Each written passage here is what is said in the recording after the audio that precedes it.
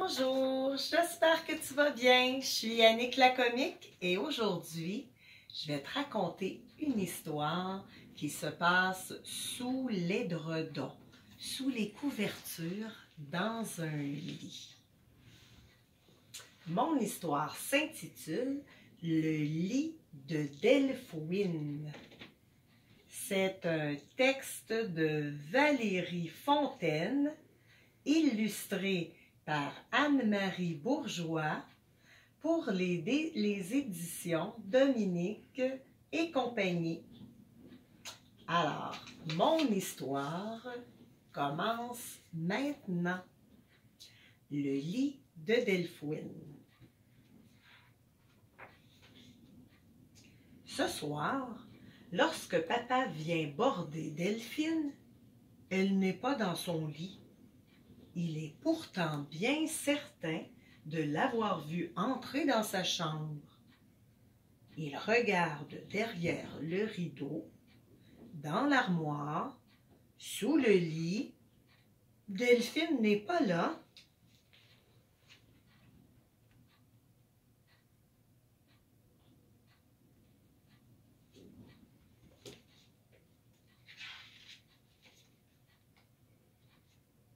Delphine!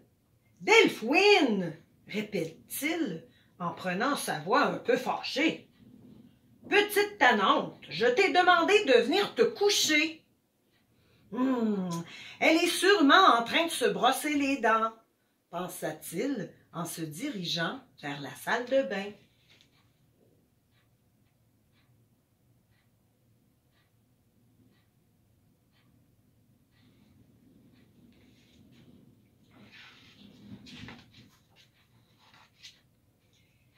Déjà toute prête pour le dodo, Delphine sourit, bien cachée sous ses couvertures.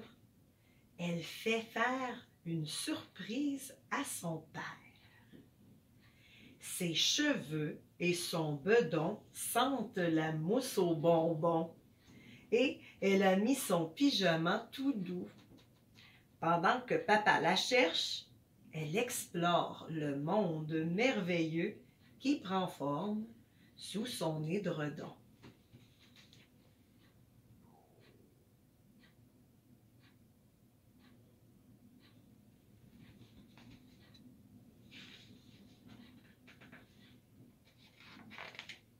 Au premier coup d'œil, tout est noir.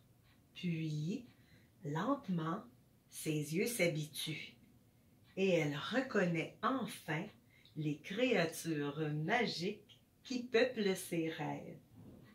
Elle habite toute sous sa courte pointe.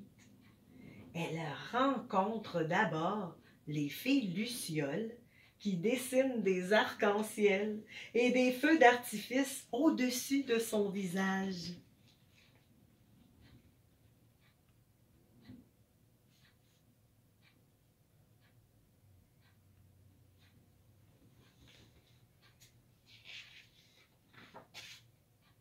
Puis, plus loin, les lutins joueurs escaladent ses pieds et glissent sur ses orteils. Lorsque ça chatouille trop, Delphine ne peut s'empêcher de gigoter. Ça crée un si gros tremblement de matelas que tous les petits lutins déboulent. Ce soir, elle essaie de ne pas bouger. Il ne faut pas que son papa la découvre.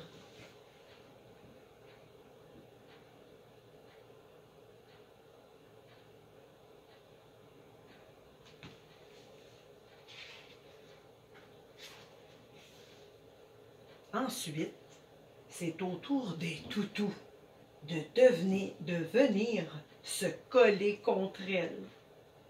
Menou le chat se blottit dans son cou. Rosette la souris se couche sur son nombril. L'ours Bazou-Pout-Pout se cache au creux de son bras. Puis, ils se mettent tous à ronfler de bonheur.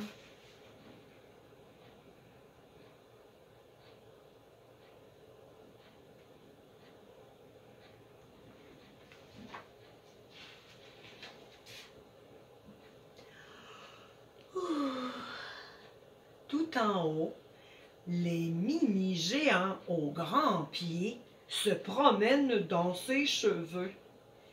Il court doucement, puis marche fort. Il gambade, il sautille.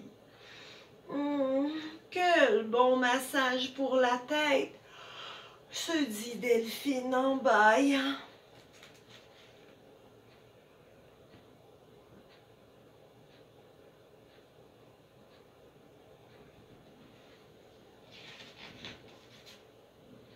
De minuscules dragons s'affairent maintenant à la réchauffer de leurs douces flammes.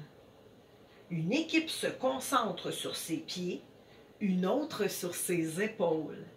Quelques-uns préfèrent lui gratouiller tout délicatement le dos.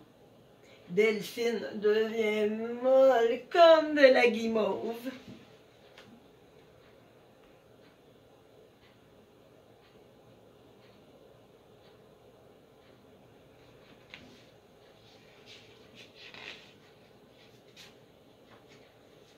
Barbiche, le magicien, s'occupe des souvenirs.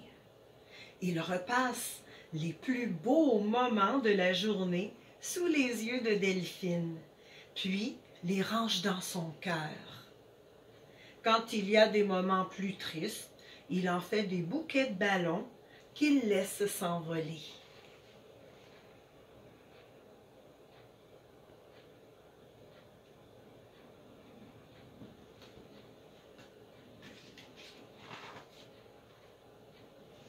Papa revient finalement dans la chambre de Delphine et fait une découverte étonnante en s'assoyant au pied du lit.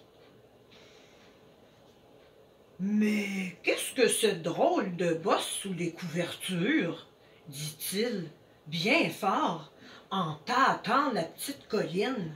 « Je me demande bien... peut-être si je la chatouillais. »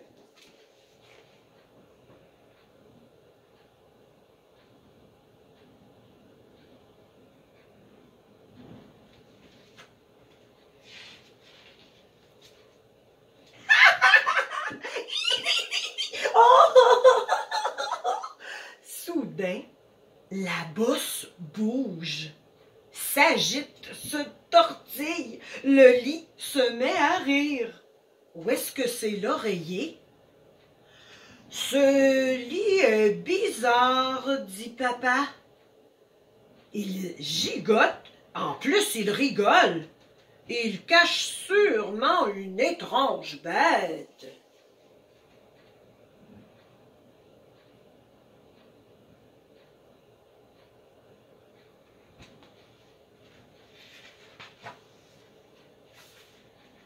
Coucou, papa, je suis là, lance Delphine en sortant sa tête de sous les draps. Tu peux me border maintenant. J'ai dit bonne nuit à tous mes amis. Bonne nuit, ma belle Delphouine, chuchote tendrement papa à l'oreille de Delphine. Fais de beaux rêves.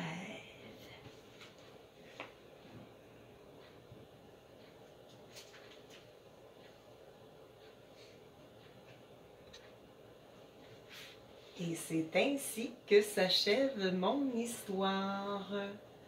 C'était un texte de Valérie Fontaine, illustré par Anne-Marie Bourgeois pour la maison d'édition Dominique et compagnie. Alors moi je te dis, fais de beaux rêves multicolores. Je t'embrasse. Je te fais des beaux câlins. Bisous. Et je te dis à la prochaine. Bye bye.